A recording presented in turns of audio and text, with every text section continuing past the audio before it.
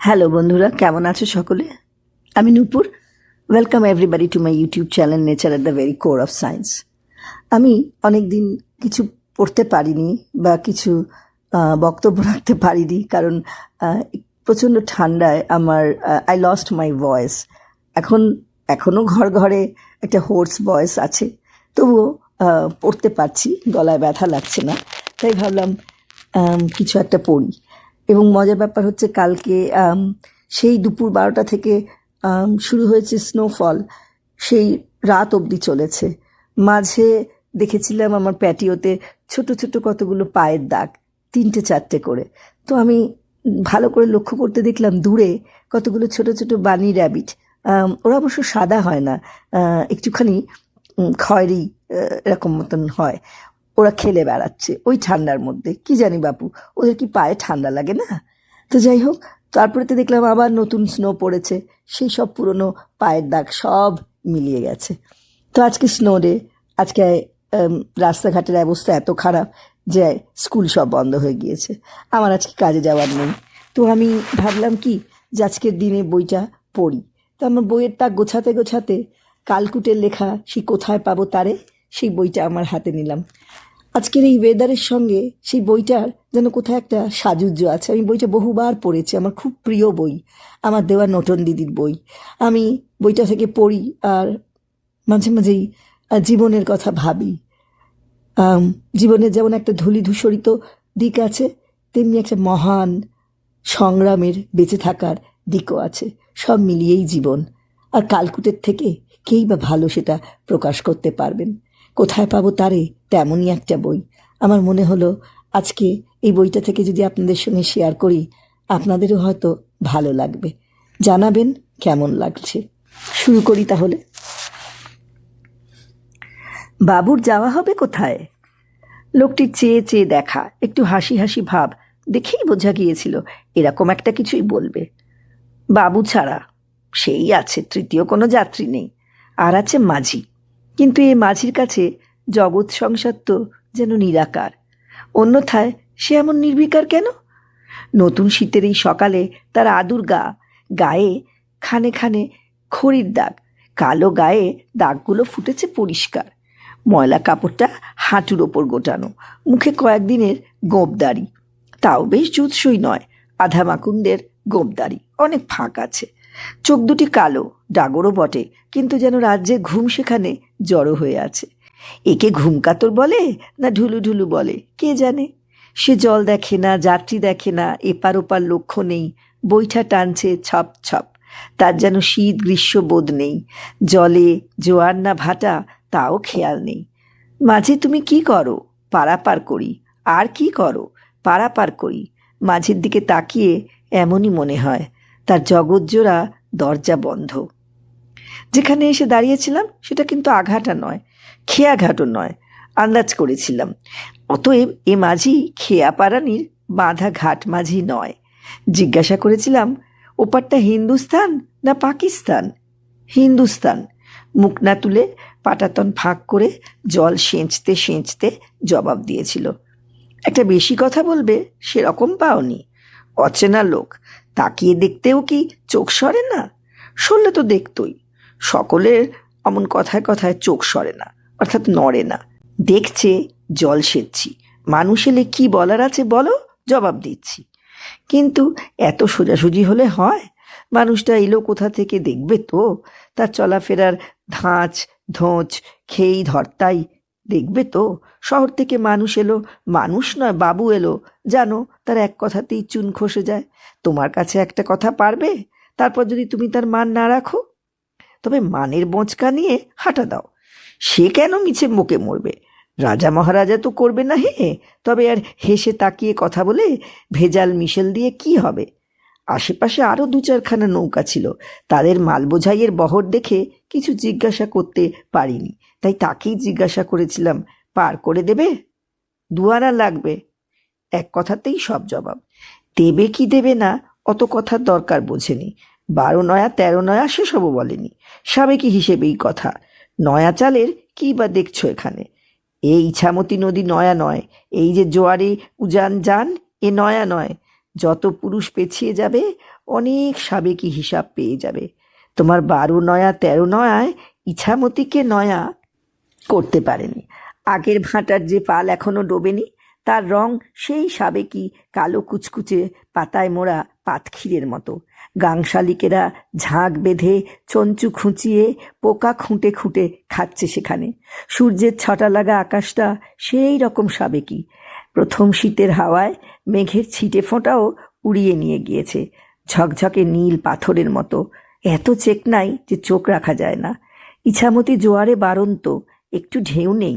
ধোয়া মোছা একখানি আরশি, আকাশের ছায়ায় নীল। ওপারে দেখা যায় যে গ্রামখানি, তার আম জাম জারুল গামবিল কাঁঠাল নারকেলের গা ভরে রোদ।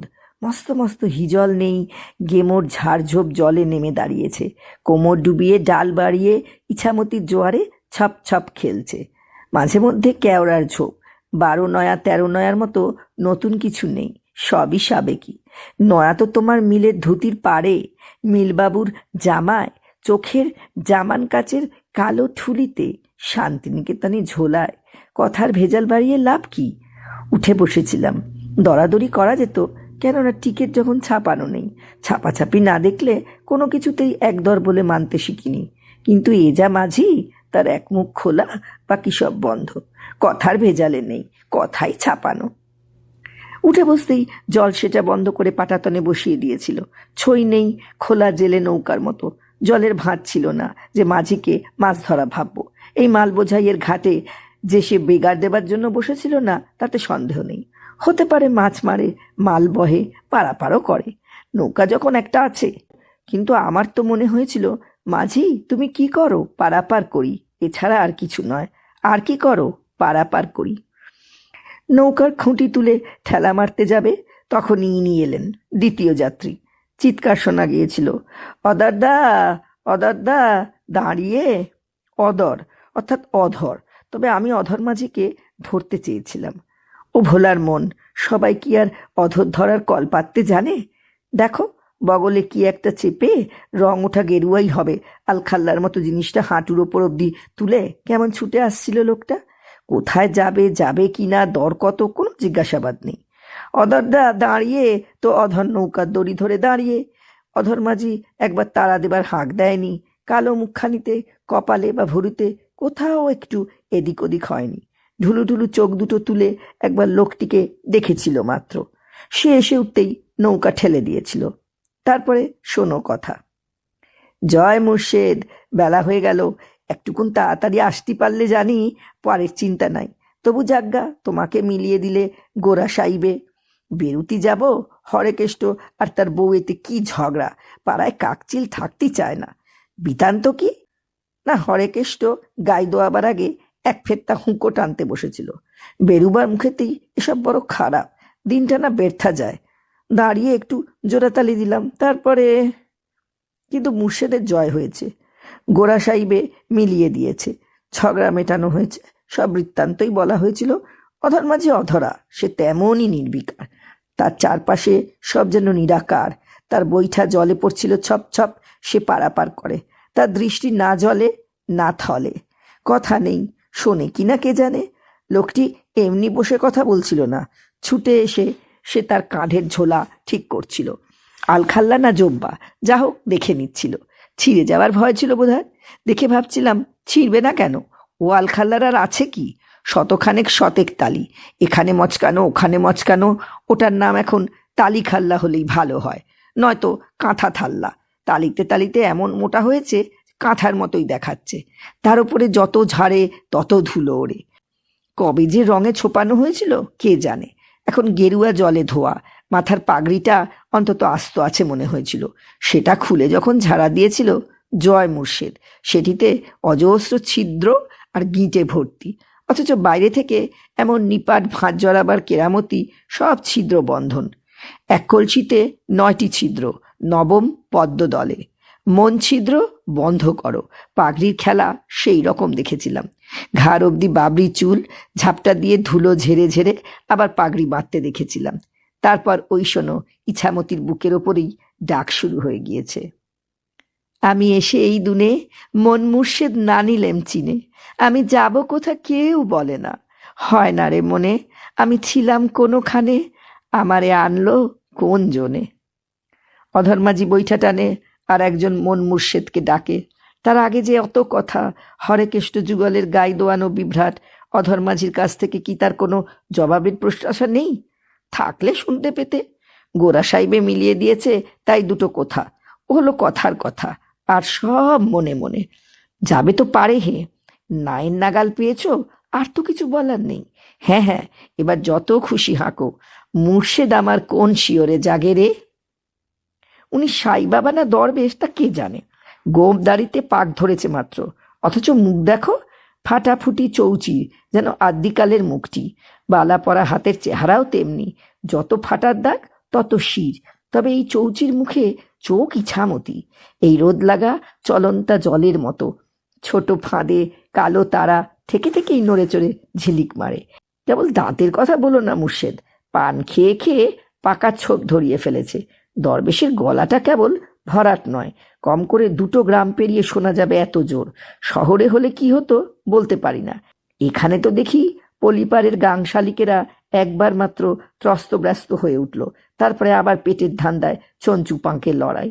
মন মুর্শেদের ডাক তাদের শোনা আছে, ওপারের বনে বনে, আর এই আকাশের ছায়া পড়া নীল ইছামতির আশিতে মন মুর্শেদের হাঁকে কোনো হকচকানি নেই। যেন পলিপার বলো, বন বলো, নদী বলো, মায় অধর্মাঝি বলো, সব যেন কান পেতেছিল, যেন পাড়াপাড়ের কোথায় কিছু সুর ছিল আবাধা, এবার বাধা হলো। নিজের কথাই বা বাদ দিই কেন, আমি ছিলাম কোনখানে, আমারে আনলে কোন জনে শুনবো বলে আমি কান পেতে ছিলাম না। তবু মনে হয়েছিল কান পেতে ছিলাম, আমার জানা ছিল না। প্রথম কয়েক কলি বেশ হাঁক পেরেই হয়েছিল, তারপরে ইছামতির জলে হাত ছুঁয়ে আঙুল দিয়ে একটু দাঁড়িয়ে আঁচড়ে নেওয়া হয়েছিল। নিতে নিতে গুনগুনানি শুনেছিলাম, মুর্শেদ আমার কোন শিয়রে জাগে রে, মুর্শেদ আমার কোনখানেতে বিরাজে রে। বিরজে সম্ভবত বিরাজ। তার গুনগুনানি যেমন বাঁশির সুরের মতো ভাটির টানে সমুদ্রে যেতে চায়, আগে কখনো এমন মনে হয়নি। তখনই দেখেছিলাম কালো মোটা ঠোঁটের ফাঁকে পানের পাকা ছোপের দাঁতের হাসি, ছোট ফাঁদের চোখে ধরা কালো তারায় বারে বারে দেখা। দরবেশের চোখে ধন্দ বুঝতে পারি, তার সঙ্গে হাস্য কিসের। তারপরেই সন্দেহ যা করেছিলাম। বাবুর যাওয়া হবে কোথায়? বললাম ওপারে। না বলে চিনতে পারলাম না কি না? চুপ করে থাকতে চাও থাকতে পারো, তবে অধর্মাজিকে যা মানায় তোমাকে কি তাই মানায়? তাছাড়া দরবেশের গলা কি তোমাকে একটুও মাথায়নি? মুর্শেদের ডাক আমারে আনলো কোন জনে? জবাব দিলাম, কেন, অচেনা লোক কি এ তল্লাটে দেখা যায় না? জয় মুর্শেদ।